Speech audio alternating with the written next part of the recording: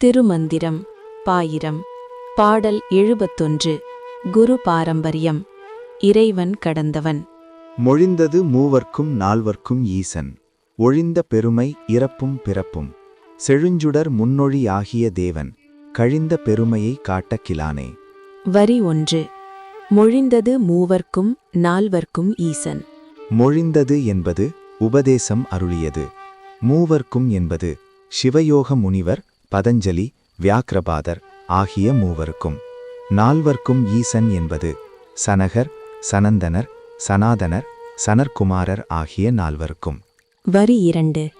ஒழிந்த பெருமை இறப்பும் பிறப்பும்.